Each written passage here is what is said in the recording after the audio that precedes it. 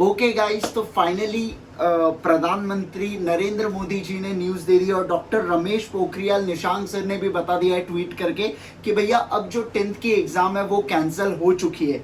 जो 10th की exam cancel हुई है उसमें जो भी मार्क्स एलोकेट होने वाले वो प्योरली सब्जेक्टिव बेसिस पे होंगे, जो to be decided upon state. अगर कोई पर्टिकुलर पर्सन वो मार्क्स से सेटिस्फाई नहीं होता है तो वो अप्लाई कर सकता है फिजिकल एग्जामिनेशन के लिए और उसकी एग्ज़ाम कंडक्ट की जाएंगी। मैं बात करता हूँ अबाउट 12th वालों से रिलेटेड, तो जो जितने भी बच्चे हमारे लोग 12th लोग में और जिनका फाउंडेशन का हो सकता है एग्जाम हो, तो ऐसे सिचुएशन में बेटा जो आपकी एग्जाम से ये इसका डिसीजन भी पोस्टपोन कर दिया, मतलब एग्जाम्स पोस्टपोन हो चुकी है और उसका डिसीजन 1 जून को लिया जाएगा। जो डिसीजन है वो review to be on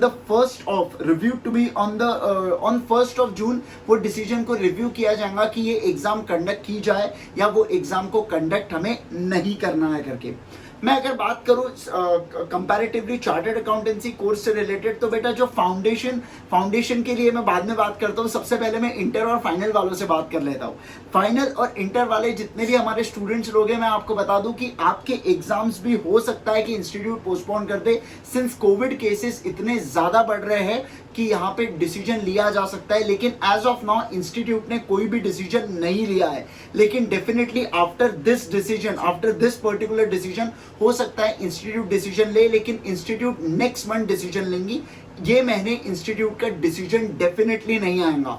the reason being कि ये मंथ के एंड तक देखी जाएंगी कि सिचुएशन कैसी होती है। जैसे नवंबर दिसंबर में एग्जाम कंडक्ट कराई गई थी और फिर जनवरी में एक और अटेम्प्ट दिया गया था, ऐसे इंस्टीट्यूट सोच सकती है कि हम इस बार भी 2 अटेम्प्ट का ऑप्शन दे या ना दे, ये प्योरली इंस्टीट्यूट की चॉइस होने वाली है।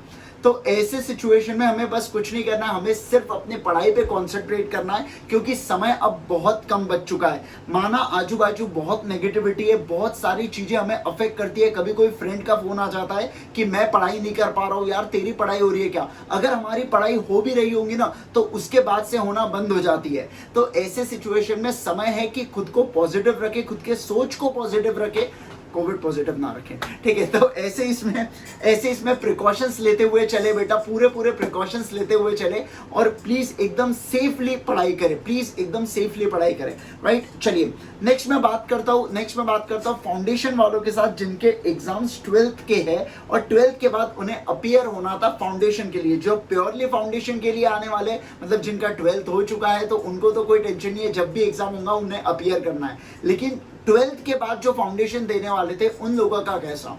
सबसे पहली बात तो जब तक आपके 12th की एग्जाम्स नहीं होंगी, इंस्टीट्यूट बोलेंगे हम आपको फाउंडेशन अपीयर नहीं होने देंगे। मतलब सीधी सी बात है, इंस्टीट्यूट का रहेगा कि आप पहले 12th की एग्जाम्स दे दो और उसके बाद फाउंडेशन देना।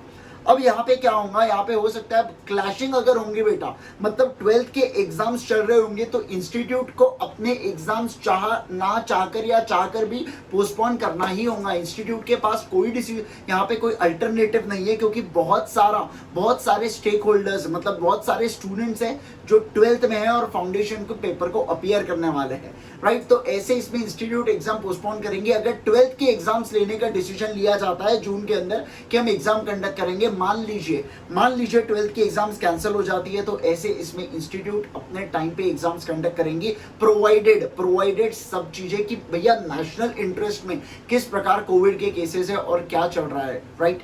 तो ऐसे मुझे ऐसा लगता है कि इंस्टीट्यूट बहुत जल्दी नोटिफिकेशन लाएंगे इस पर्टिकुलर सिचुएशन के अंदर। देखिए बेटा, पिछले बार भी बहुत हो हल्ला हुआ था कि इंस्टीट्यूट ये नहीं कर रही है, वो नहीं कर रही है, बट जब इंस्टीट्यूट ने एग्जामिनेशन कंडक्ट किए थे तो मानिएगा इतनी परफेक्ट अरेंजमेंट्स की गई थी, बहुत ही बिल्कुल कोई इसका गुंजाइश ही नहीं छोड़ी थी। उन्होंने हर प्रकार से प्रॉपर मास्क, सैनिटाइजिंग, हर चीज का ध्यान रखा था। ये बहुत ही अप्रिशिएबल बात है। हमारी मदर बॉडी है बेटा, मदर तो हमारा स्टूडेंट्स का ध्यान रखती है, राइट। तो बहुत जल्दी आपको डिसीजन इंस्टीट्यूट बता देंगी, इसलिए आप मत सोचिए, आपके हाथ में कुछ भी नहीं है, आपके हाथ में केवल आपकी पढ़ाई है। तो केवल और केवल पढ़ाई कीजिए बेटा, बाकी कुछ भी मत सोचिए, सिर्फ और सिर्फ अपना पूरा ध्यान और फोकस अपने पढ़ाई पे कीजिए। अभी हो सकता है आपको चांस मिल जाए, जो टॉपिक आप छोड़ के जा रहे थे वो टॉपिक भी आप अच्छे से कर लीजिए, है ना, ऐसा हो सकता है ना। तो इसलिए प्लीज फोकस कीजिए अपने पढ़ाई के ऊपर, इधर उधर की बातों पर ध्यान मत दीजिए। मैं इतना ही कहूंगा मेरे बच्चों, जाने से पहले हमेशा अपना ध्यान रखिए, अपना और अपनों का ध्यान रखिए और खुश रहिए। Thank you so much once again, bye bye, take care.